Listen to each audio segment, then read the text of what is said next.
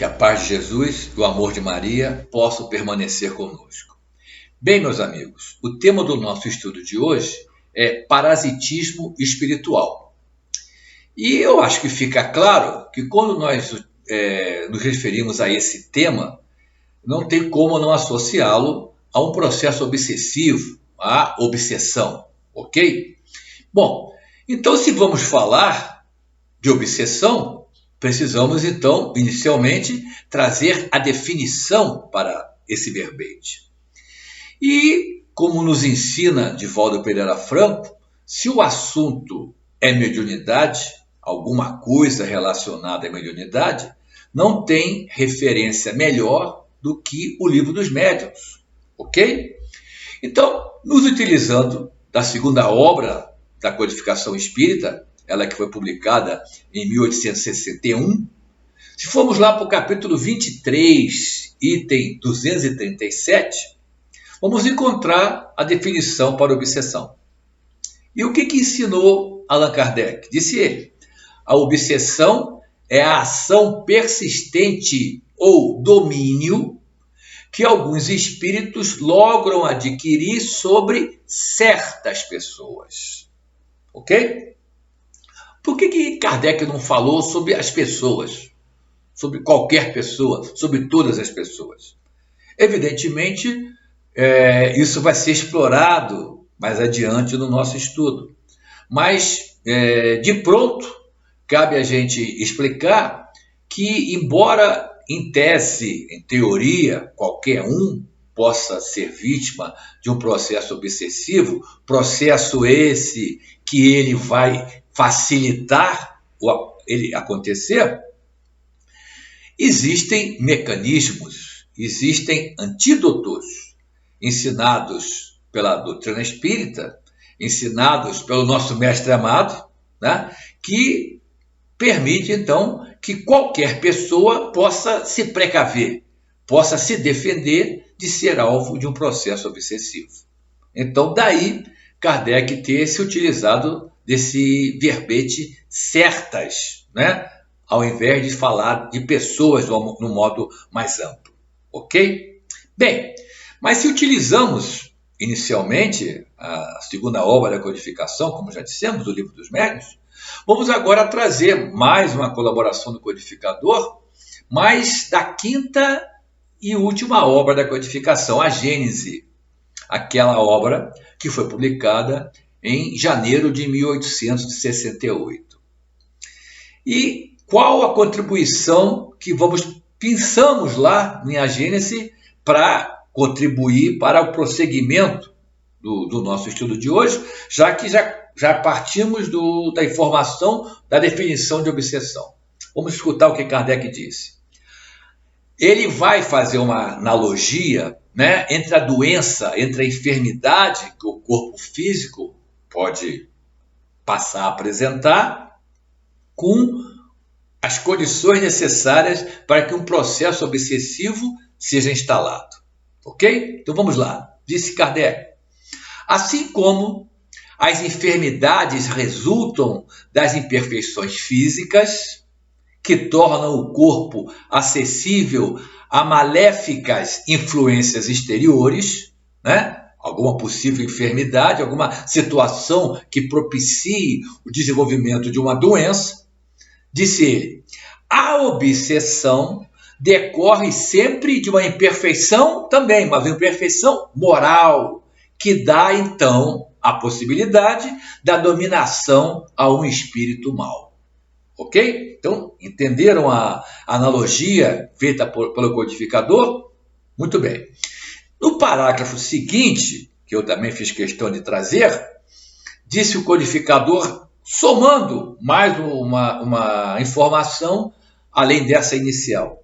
Nos casos de obsessão grave, eu posso dizer, nos casos de um processo de parasitismo espiritual, o obsidiado fica como que envolto e impregnado de um fluido pernicioso que neutraliza a ação dos fluidos salutares que ele possa estar disponível para ele e, ainda mais, Esse fluido pernicioso repele, então, a possibilidade desses fluidos salutares, desses fluidos benéficos atuarem. Ok? Bom, então já estudamos, já vimos a definição da obsessão. Já vimos Kardec fazer uma analogia entre a enfermidade física, né, com a enfermidade moral, que é a porta que permite a instalação da obsessão. E escutamos aqui agora o Kardec mencionar a existência de um fluido pernicioso, né, a forma de agir que propicia o processo obsessivo por um espírito ainda mau. Não podemos deixar de utilizarmos o advérbio. Bom, então, dando prosseguimento, sempre num contexto sequencial, né? Considerando, meus amigos, a possível não homogeneidade de quem está de conhecimento da doutrina espírita, de quem está nos ouvindo, ok? Quem vai nos ajudar agora é Martins Peralva, alguém que muito contribuiu para o desenvolvimento do espiritismo aqui no Brasil. E a obra que eu vou utilizar de Martins Peralva é Estudando a Mediunidade.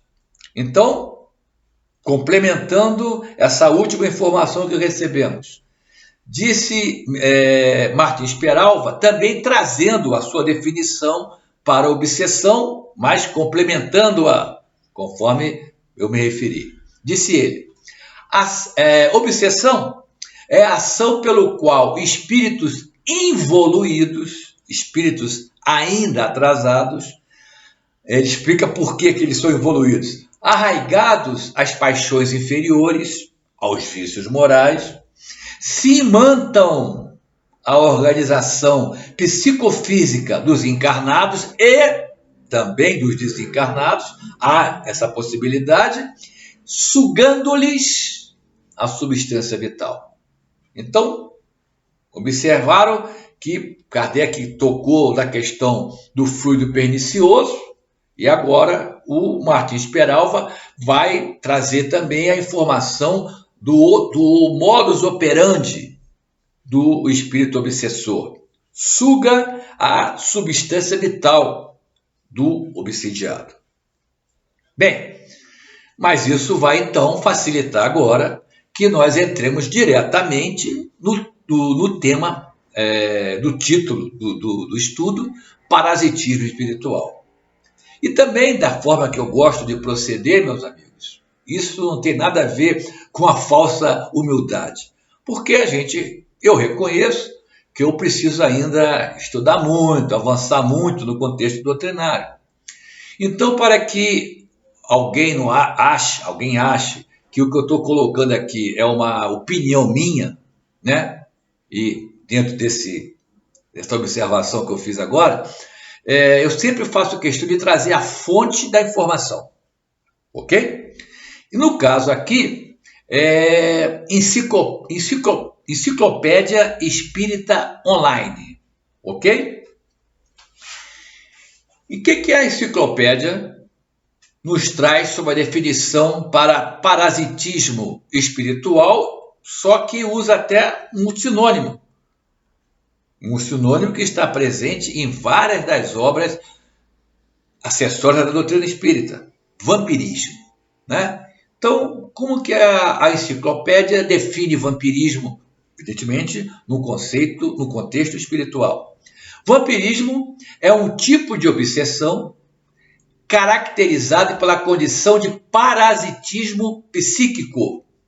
E ele explica, o verbete explica, quando um ou mais dentre os envolvidos, e reforça a colocação do Martins Peralva, espíritos desencarnados ou almas encarnadas, se nutrem das forças vitais, olha aí a substância vital mencionada por Martins Peralva, se nutrem das forças vitais de suas vítimas, comumente em associação a prazeres viciosos. Observaram? Aí eu tenho que me referir à chamada universalidade da doutrina espírita. É isso? que nós podemos também colocar como sendo aquele controle universal do ensino dos espíritos. Porque você se utilizando de obras sérias, né? Por que são obras sérias? Porque o autor é sério, porque o espírito é sério, ou porque o médium é sério. Então, se você está falando de uma determinada questão, de um determinado conceito, independentemente das obras que você se utilize, se elas estão dentro desse contexto que eu mencionei, não tem como você encontrar uma definição diferente. Ok? Ah, não, porque tem uma palavra a mais, uma palavra a menos, sim. Mas o cerne é o mesmo. É o caso aqui, vocês prestaram atenção no que, na definição de obsessão que o Martins Peralva nos trouxe. Agora, vocês escutaram a primeira parte da contribuição da Enciclopédia Espírita Online sobre vampirismo, sobre parasitismo espiritual. Vocês escutaram, né? Se nutrem das forças vitais das suas vítimas, comumente em associação a prazeres viciosos, né? O que são prazeres viciosos, já mencionados pelo Martins Peralva? São os vícios morais, ok? E entre eles, nesse processo obsessivo, nesse cenário do vampirismo, do parasitismo espiritual, repito, né? Os prazeres viciosos mais comumente que dão margem a essa situação, quais são? Vocês sabem, né? É o consumo desregrado de bebidas alcoólicas, né? Bebidas alcoólicas são drogas lícitas, tá certo? O consumo das chamadas drogas ilícitas, perfeito? E a outra possibilidade real, concreta, que também não vai trazer de uma surpresa para vocês, é o quê? É quando o indivíduo, né, o que deu margem a ser obsediado, está ligado a uma exacerbação do sexo. Sabemos que não existe nada de errado no sexo. Sabemos da importância do prazer sexual para o ser humano, mas a questão não é essa. A questão é aquilo que sai do trilho, né?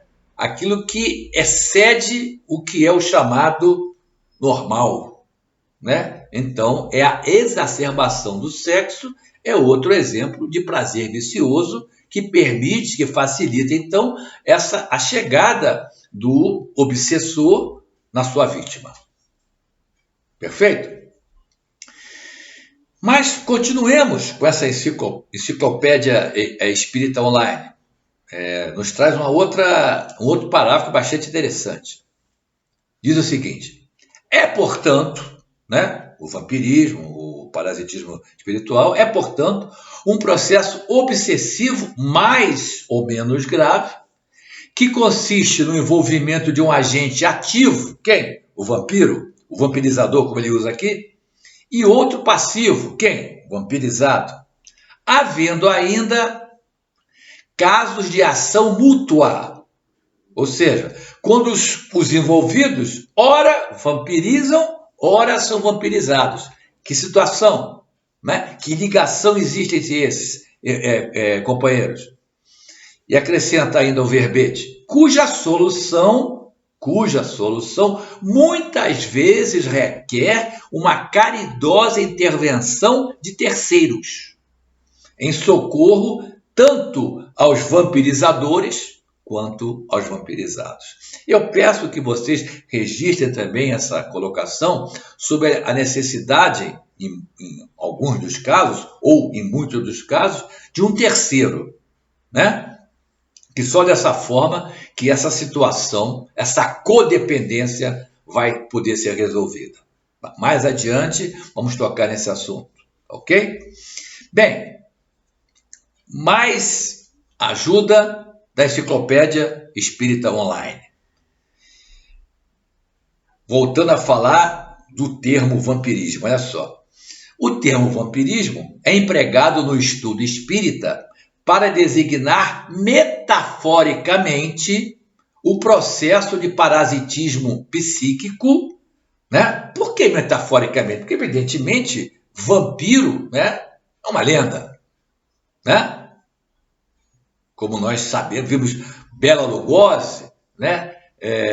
Entre outros atores que vivenciaram o papel de vampiros, né? Isso tem a ver com um contexto místico, uma lenda, né? Então, a enciclopédia toca nesse ponto de vista, né?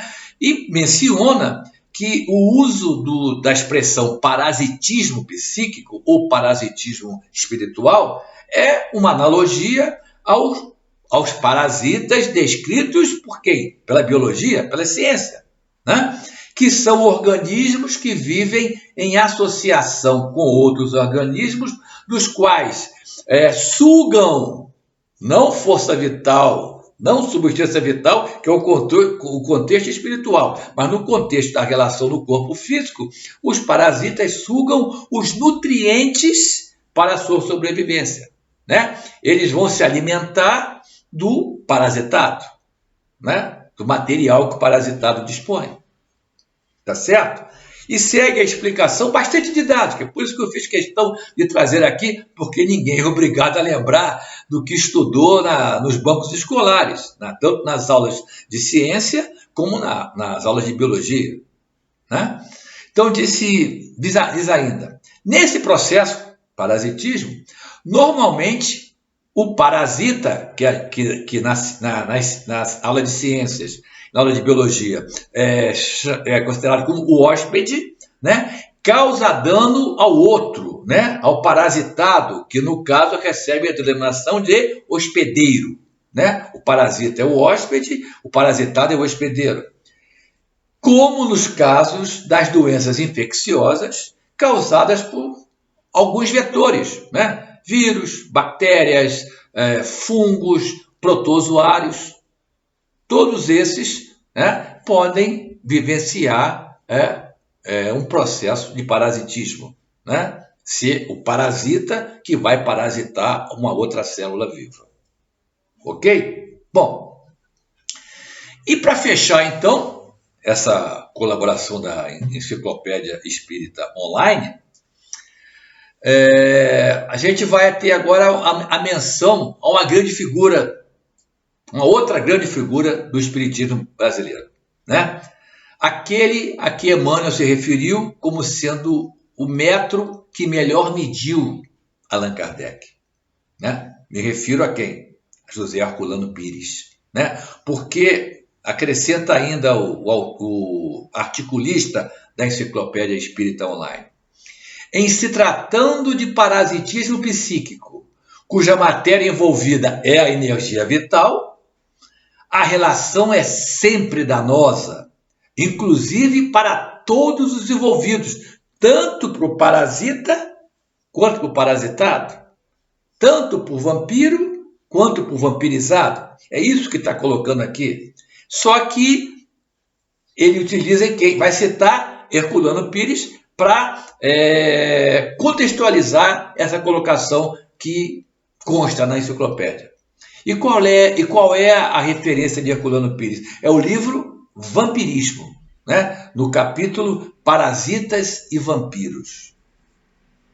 Disse Herculano Pires: o parasitado espiritual sofre duplo desgaste de suas energias mentais e vitais, e o parasita cai na sua dependência, perdendo a sua capacidade individual de sobrevivência e conservação. Então, olha só, Herculano traz mais uma informação que já havia sido mencionado, se vocês prestarem atenção, anteriormente, né? Em que, muitas vezes, a relação que passa a existir entre o vampiro, o vampirizador e o vampirizado, né? Entre o parasita e o parasitado, né? Acabam os dois, né? Essa relação é danosa, causa dano para os dois envolvidos. É isso que o Herculano está colocando. né? Porque o próprio parasita, o próprio vampiro, né, acaba se tornando dependente dessa situação. Porque, como nós sabemos, aqueles que desencarnaram ainda vivenciando processos viciosos, né, chamados prazeres viciosos, né, e não é pelo fato de desencarnar que eles esquecem isso, eles sabem que não, né, ao chegarem do outro lado da vida e ainda necessitando de vivenciar, de continuar vivenciando esse prazer, porque não conseguiram superar essa falha moral ainda, né? E eles veem que do outro lado não tem como eles vivenciarem esses prazeres. Então, o que eles fazem? Eles procuram, né, assediarem encarnados para que... Quais encarnados? Encarnados que têm a mesma vibração que eles, que também têm esses prazeres viciosos, para que, de uma forma indireta, mas que é melhor do que nada, né, eles consigam aurir algum tipo de prazer, né, desse encarnado que está ligado a um desses prazeres viciosos que nós já mencionamos aqui no nosso estudo de hoje. Tá bom? Bem, ainda mostrando o contexto do vampirismo. Não é uma coisa, alguém possa achar, uma coisa rara. Não, isso não acontece com frequência, não. Como eu disse no início, muitas obras acessórias da doutrina espírita mencionam esse assunto. Por exemplo, Voltei. Voltei é do irmão Jacó, através da parceria com Francisco Cândido Xavier. Irmão Jacó, evidentemente, é um pseudônimo. Trata-se de Frederico Figner, que foi membro de várias diretorias da Federação Espírita Brasileira. Então, qual é a situação do livro Voltei? Ele conta, o Frederico Figner conta a sua volta ao plano espiritual, né? Conta como ele desencarnou de uma enfermidade e conta, então, o trajeto, né, para o plano espiritual, para a região que ele tinha condição de estar presente, né, em função dos erros e dos acertos na última experiência física dele. Só que ele tem uma grande ajuda. Quem está liderando o grupo, que não, evidentemente não é só o Frederico Figner que está voltando, tem outros companheiros junto a ele, mas quem é que está liderando o grupo? Dr. Bezerra de Menezes. Então já viram que o final vai ser feliz, né? Muito bem. Então, ele volta ao plano espiritual, né? Ele se reequilibra pouco a pouco, recebe a ajuda que precisava, mas também responde positivamente ao estímulo, ao incentivo dos companheiros que tentavam ajudá-lo. E ele então já fica em condições de voltar ao plano físico para trabalhar. Que, como nós sabemos, plano espiritual é sinônimo de trabalho. Tem irmãos nossos que ainda acham que plano espiritual é sinônimo de ócio, né? Que vamos ficar deitados numa nuvem tocando harpa, né? O Frederico Figner nos mostra que não é nada disso. Então ele volta com um grupo, evidentemente, daquele grupo, ele é um dos que tem menos gabarito ainda, né? Ele vai começar a aumentar esse seu gabarito em função do trabalho que ele vai desempenhar, evidentemente. Tá certo? Justiça divina é isso, é meritocracia, né? Você colhe o que planta, realmente é de acordo com as obras de cada um, não tem outra possibilidade. Muito bem, mas então ele volta para o plano físico e volta para o Rio de Janeiro, né? Onde ele viveu sua última experiência física. Então ele vai justamente trabalhar com esse grupo, né? Com irmãos encarnados, que estão ainda ligados com a forma extremamente pesada a esses prazeres viciosos. E, consequentemente, a rapaziada do plano espiritual, naquelas condições que eu já mencionei, ficam interessados em segui-los, né? Em dominá-los, em obsediá-los, tá certo? Então conta o Frederico Figner, o irmão Jacó, que esses companheiros, no caso aqui especificamente, inicialmente se refere àqueles que têm o vício da bebida. Estavam sendo seguidos por verdadeiros vampiros de forma repugnante. Alguns completamente embriagados de vapores, que não dá para se embriagar pelo álcool, porque eles estão desencarnados. Outros demonstrando aflitiva sede, pálidos e cadavéricos, né? Infelizmente, esse é o quadro. Mas segue o irmão Jacó falando de outros vícios. O quadro mais inquietante, porém, era constituído por um morfinômano, ou seja, alguém que tinha o vício da morfina. Naquela época, né? Se eu não me engano, esse livro se passa na década de 50, desculpe se eu estiver enganado. O vício ali mais comum na época aqui no Rio de Janeiro era a morfina. Não existiam essas outras drogas pesadas, né? Que infelizmente hoje em dia dispomos, né? E que existem, lamentavelmente, alguns projetos de lei lá em Brasília procurando liberar o consumo recreativo de uma dessas drogas. Com aquela desculpa, não é fraquinha. Bom, não é o assunto do nosso estudo hoje, né? Voltemos aqui. Então, ele dizia que esse era o quadro pior. Era um morfinômano, um viciado em morfina, obsediado pelas entidades em desequilíbrio que se lhe jungiam, ou seja, grudadas nele.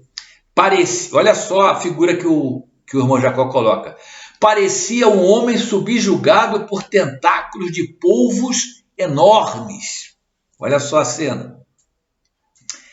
E segue o relato. Vendo-o aprisionado em cordões escuros, perguntei ao amigo Andrade, que era o instrutor que liderava o grupo, como interpretar a visão que tínhamos sobre os olhos.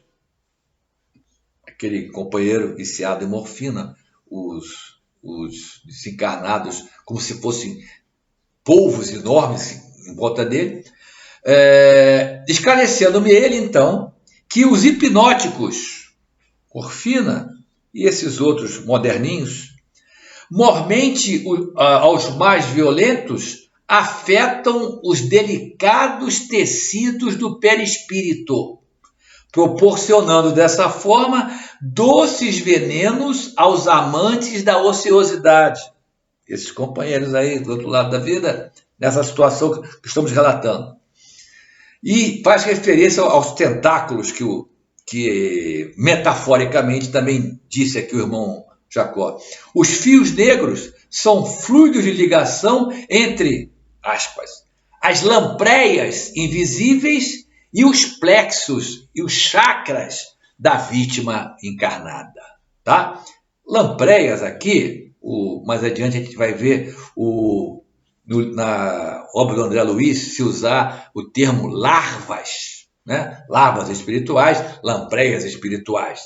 Lampreia, ao pé da letra, para quem não está lembrando, é o tipo mais primitivo do peixe, tá? É um vertebrado, mas ele é o peixe mais primitivo que existe, inclusive o esqueleto dele é cartilaginoso, entre outras diferenças para aqueles peixes mais adiantados na escala. Tá certo? Bom, então essa é a situação, meus amigos, do contexto de um encarnado com vício desse que já citamos, associado a irmãos do plano espiritual que tentam, então, conseguir de alguma forma algum tipo de prazer, né? Através dessa ligação, desse vampirismo, como é o termo empregado aqui. Mas eu disse para vocês, André Luiz ia aparecer no nosso estudo, né? E vamos nos utilizar de duas das obras daquela série A Vida no Plano Espiritual, no Mundo Espiritual. André Luiz, Francisco Cândido Xavier. Primeira obra, é a primeira, Nosso Lar. Se nós formos lá no capítulo 31 de Nosso Lar, cujo título do capítulo é Vampiro, tem a seguinte passagem. André Luiz tinha voltado com um grupo também de trabalho que havia ido para aquela região pantanosa para tentar retirar companheiros em desequilíbrio, aqueles companheiros que já tinham pelo menos a intenção de melhorarem. Já estavam se convencendo do erro que tinham cometido e queriam melhorar, queriam sair daquela situação. Esses sim poderiam ser retirados pela equipe e levados para nosso lar, lá para as câmaras de retificação, ok? Lembram disso, né? Bom, só que quando eles chegaram na colônia, o vigia, um dos vigilantes, né? Um dos vigias veio avisar, olha, tem uma entidade ali fora fazendo o maior escândalo, que quer entrar, que precisa entrar, que tem direito de entrar. E a situação ficou aquela situação estranha, e a ordem que o vigilante tinha era que ela não entrasse, a entidade não entrasse, era uma entidade feminina. O que causou um grande espanto no André Luiz. Vem cá, mas cadê a caridade? A gente não atendeu tanto isso aqui agora, por que ela não pode entrar? Não é possível. A Narcisa tentou também ajudar aquela situação. O vigilante, numa situação difícil, chamou o superior, irmão Paulo. O irmão Paulo foi claro. Não há um meio de acolhermos essa miserável criatura nas câmaras? Foi a pergunta feita pela Narcisa. E o irmão Paulo respondeu, infelizmente não. Trata-se de um dos mais fortes vampiros que tenho visto até hoje. Vampiro. Vamos lá. E segue a passagem, baixando o tom da voz, já que o André Luiz e a Narcisa continuavam, né? Poxa, mas não tem jeito. Recomendou para a Narcisa, faz o seguinte, Narcisa, conta as manchas pretas que você vê no perispírito dela, companheira ali.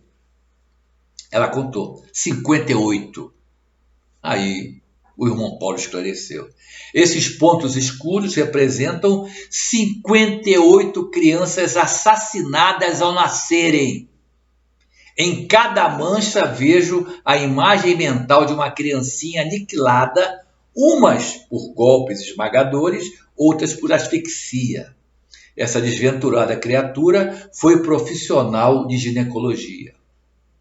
A situação dela é pior que a dos suicidas e homicidas, que sabemos que representam infrações gravíssimas às leis divinas, mas diz o irmão Paulo, a situação dessa entidade é pior. Por quê? Porque suicidas e homicidas, por vezes, apresentam atenuantes de vulto.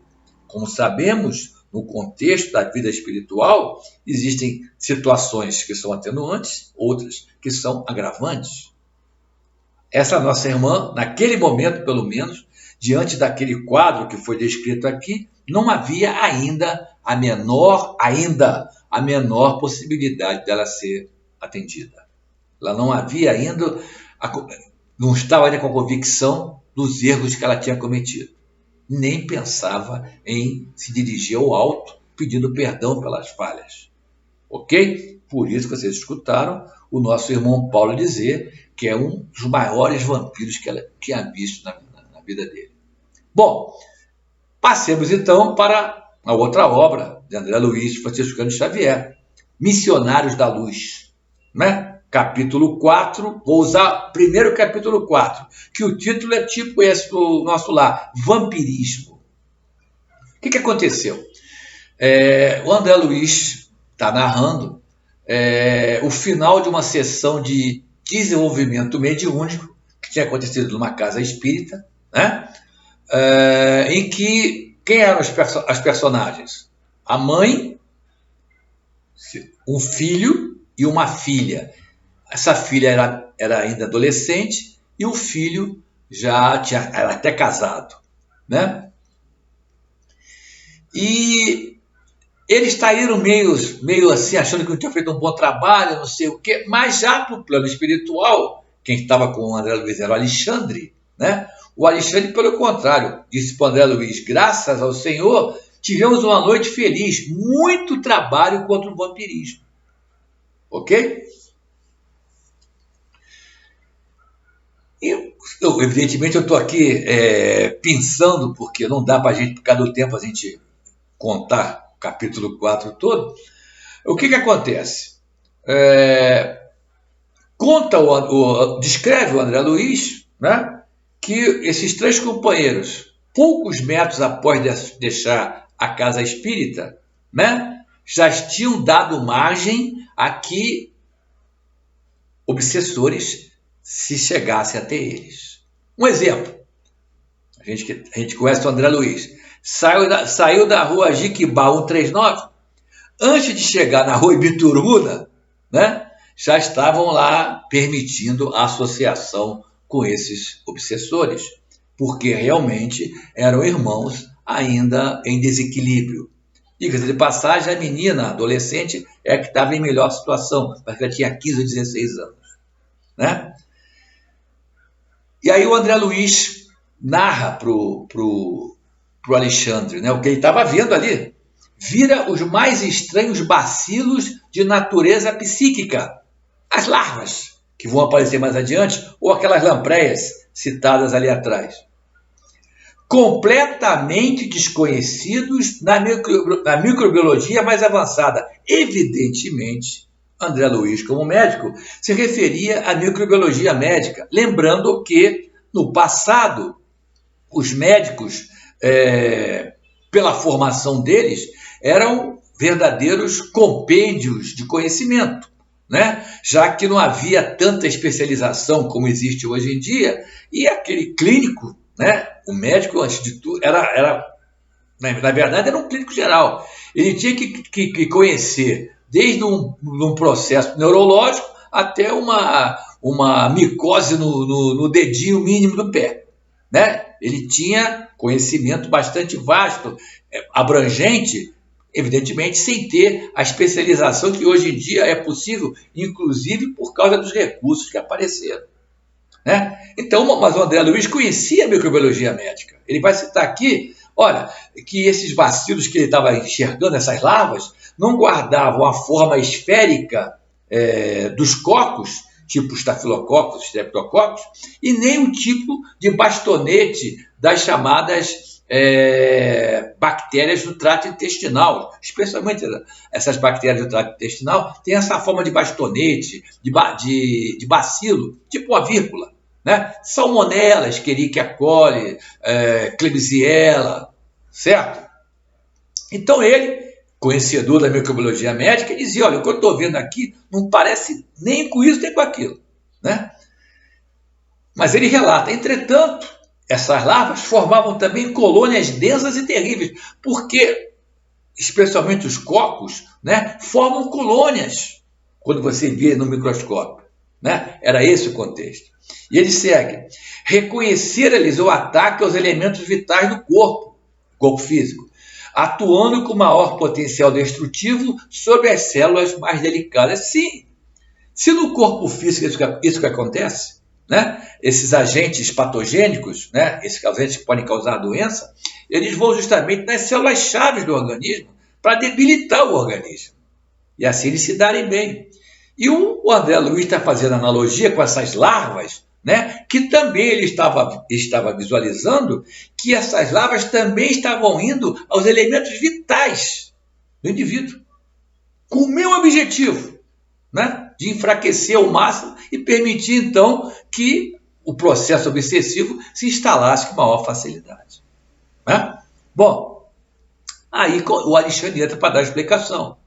E até vai fazer um comentário que tem a ver com aquilo que a enciclopédia espírita falou sobre vampiros no contexto metafórico. Né? Olha só o que disse o Alexandre.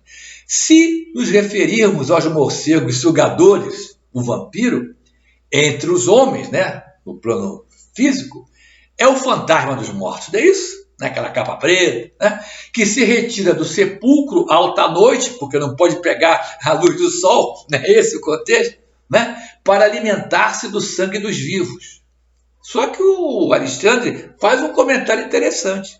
Não sei quem é o autor de tal definição, essa historinha. Mas, no fundo, não está errado. Ele vai explicar por que fazendo analogia, no fundo, essa descrição não está errada. Apenas cumpre considerar que entre nós, entre os desencarnados, vampiro é toda entidade ociosa. De novo aparece essa situação, né? Aquele que não está se preocupando em trabalhar vai criar um contexto desse tipo. Toda entidade ociosa que se vale indevidamente das possibilidades alheias dos outros, né? E, em se tratando de vampiros que visitam os encarnados, porque já vimos que também tem vampiros e desencarnados, é necessário reconhecer que eles atendem aos sinistros propósitos a qualquer hora, desde que, qual é a condição? Que encontrem guarida no estojo de carne dos homens, dos encarnados. Então, o processo obsessivo é isso que a gente está colocando aqui. Pode acontecer a qualquer hora, a qualquer momento, desde que você encarnado, é esse o contexto aqui, né? Você encarnado, né? Abra a guarda, propicie que a sintonia aconteça, né? Você está com a tua sintonia baixa, a tua sintonia ligada a prazeres viciosos, o companheiro do outro lado vai chegar junto. Não põe a culpa nele, não. Tá? Isso é afinidade. É isso que está colocando aqui o Alexandre. Mas ele segue, se dirigindo ao André Luiz. Você não ignora que, o contexto do André Luiz médico, que no círculo das enfermidades terrestres, cada espécie de micróbio tem o seu ambiente preferido, não é isso? Pneumococos, qual é o ambiente preferido? A região dos pulmões, tá certo? As bactérias entéricas, qual é o ambiente preferido? O trato intestinal. É essa analogia que o Alexandre está fazendo. Faz uma pergunta para o André Luiz. Acredita você que semelhantes formações microscópicas se circunscrevem à carne transitória, apenas ao contexto do plano físico? Ele está se referindo a essas larvas que o André Luiz estava estranhando ver. No campo infinitesimal, as revelações obedecem à mesma ordem surpreendente. André, meu amigo, as doenças psíquicas são muito mais deploráveis.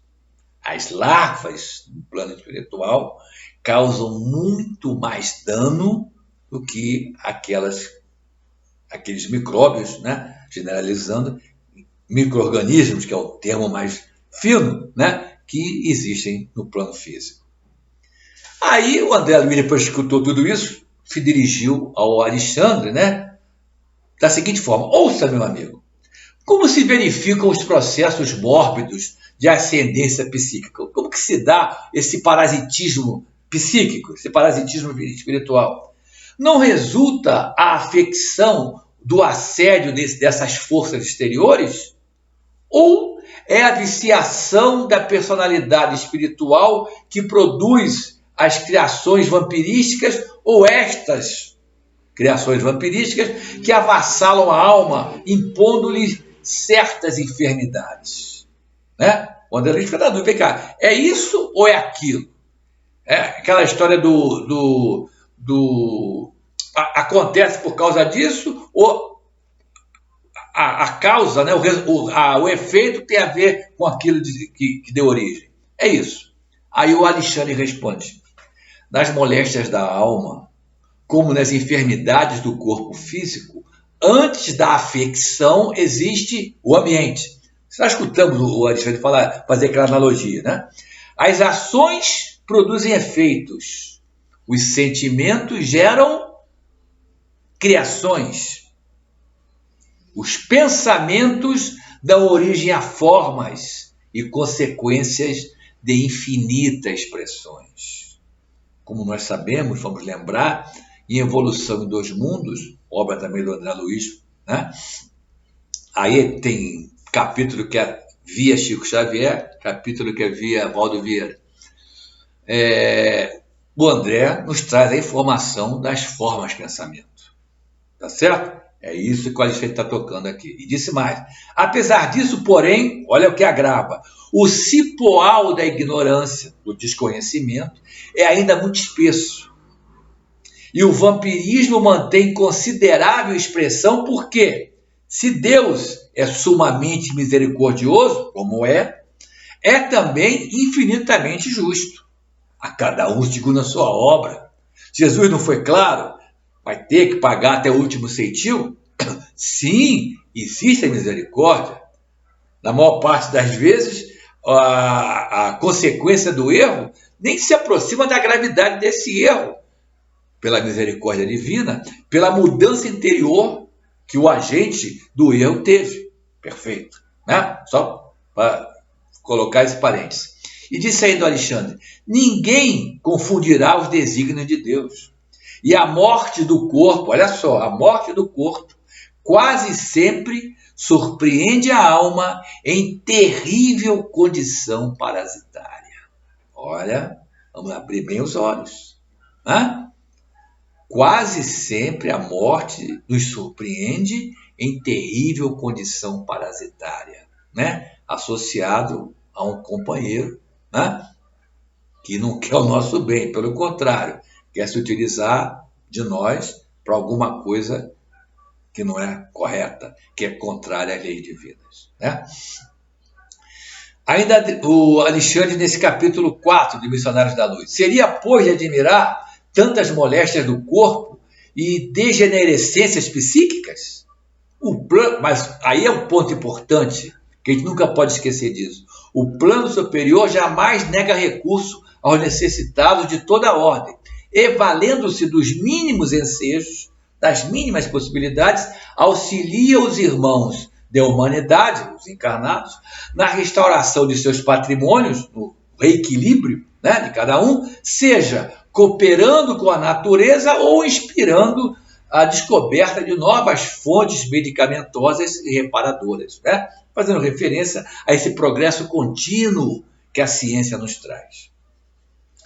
Por nossa vez, ou seja, os desencarnados, os trabalhadores do plano espiritual, em nos despojando dos fluidos mais grosseiros, tirando esse uniforme que a gente veste quando está no plano físico, através da morte física, a proporção que nos elevamos em compreensão e competência, transformamos-nos em auxiliares diretos das criaturas, né? Dos encarnados. E me permitam lembrar uma frase do Silas, desculpe, em Ação e Reação, quando ele disse para André Luiz que Deus ajuda as criaturas através das criaturas. Tá certo? Bem, avancemos. Ainda com Alexandre. Desse modo, aquela pergunta que o André Luiz fez, desse modo, a promiscuidade entre os encarnados indiferentes à lei divina e os desencarnados que a ela têm sido indiferentes é muito grande na crosta da Terra. Daí essa grande número de processos obsessivos que se referiu Alexandre. Aos infelizes que caíram em semelhante condição de parasitismo espiritual, as larvas que você observou servem de alimento habitual. Essa é a situação grave, preocupante, né? Bom, mas depois de escutar tudo isso, o André Luiz, né, dentro do seu pensamento, da sua vontade de praticar a caridade, fez a seguinte colocação para Alexandre. Contudo, meu amigo, a ideia de que muita gente na Terra vive à mercê de vampiros invisíveis é francamente desagradável e inquietante. Perfeito? E aí ele fez duas perguntas ao Alexandre. E a proteção das esferas mais altas? Né? O papel de Deus e seus enviados? E o amparo das entidades angélicas? A amorosa defesa de nossos superiores? O André esqueceu que o Alexandre já tinha falado que o plano espiritual está sempre atento, né? Tentando ajudar.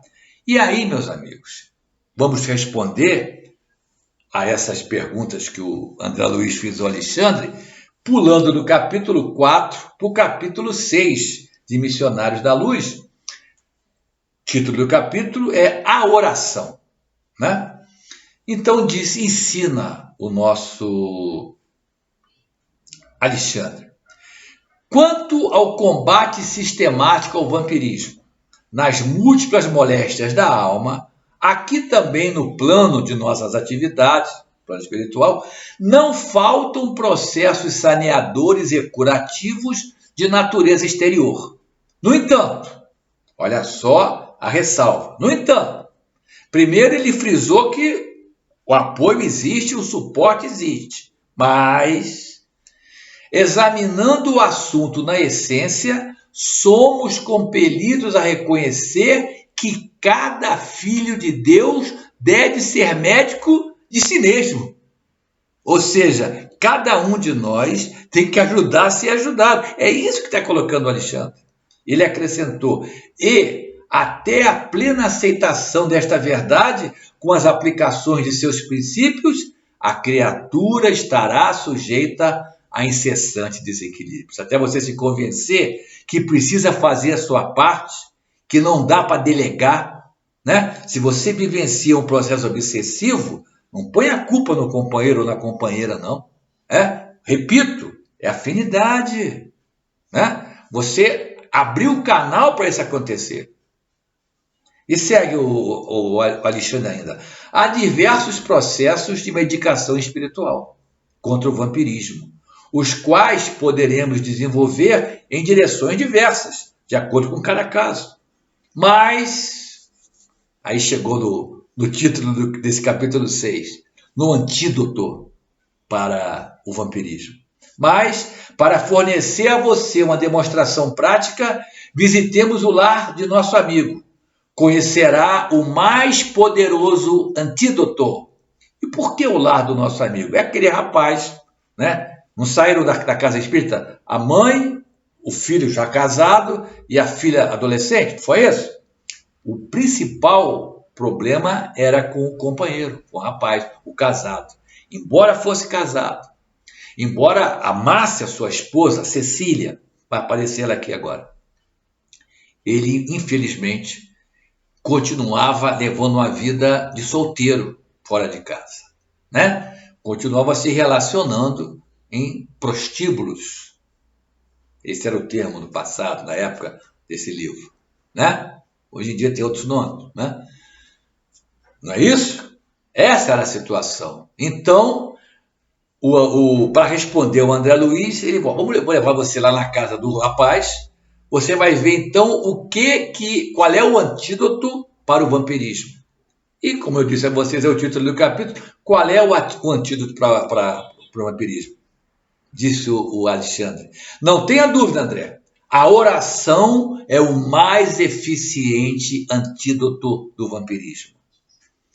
Mas ele frisa, a prece não é movimento mecânico de lábios, nem disco de fácil repetição no aparelho da mente. Prece tem que sair daqui, do coração. Ele complementa. Prece é vibração, é energia, é poder. A criatura que ora, mobilizando as próprias forças, realiza trabalhos de inexprimível significação.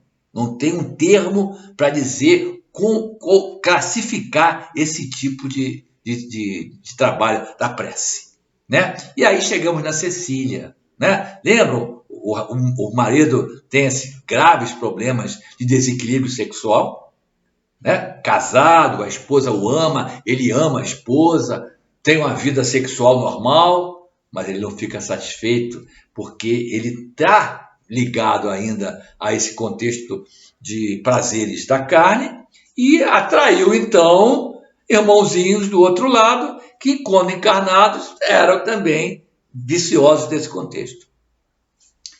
Então, o André Luiz conta, né, como que o antídoto para o vampirismo. A Cecília, em desdobramento, sabia da situação, né, conversou com Alexandre. Olha só, Cecília elevava os olhos ao alto, revelando-se em fervorosa prece. Luzes sublimes cercavam toda. Olha só o poder da prece.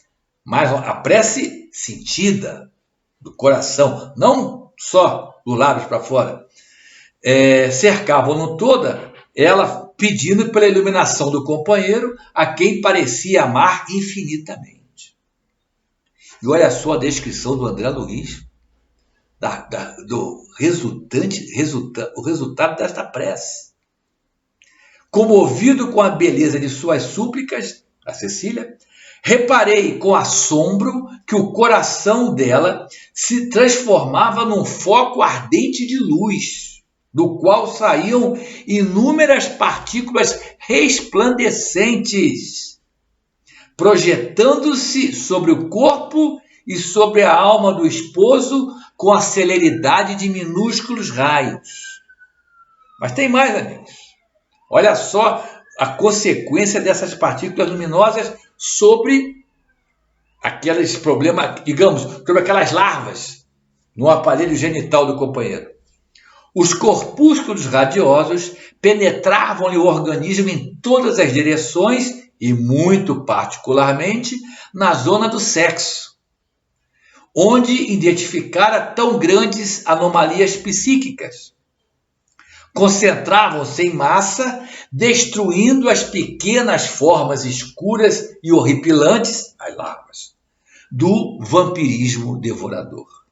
E aí o Alexandre volta para concluir a explicação que o André Luiz recebeu e visualizou com a ação da prece. Toda prece elevada é manancial de magnetismo criador e vivificante. E toda criatura que cultiva a oração com o devido equilíbrio do sentimento transforma-se gradativamente em foco irradiante de energias da divindade. Mas claro que isso é impossível. E aí, permitam-me associar essa situação que escutamos aqui, o Alexandre definir, numa prece bem feita, como a Cecília fez, para o nosso culto do Evangelho no Lar. Né? Imaginemos o alcance das nossas preces, quando fazemos nesse estilo da Cecília. Certamente não vai ficar restrito àqueles companheiros presentes em volta daquela mesa. Vai ser extrapolado.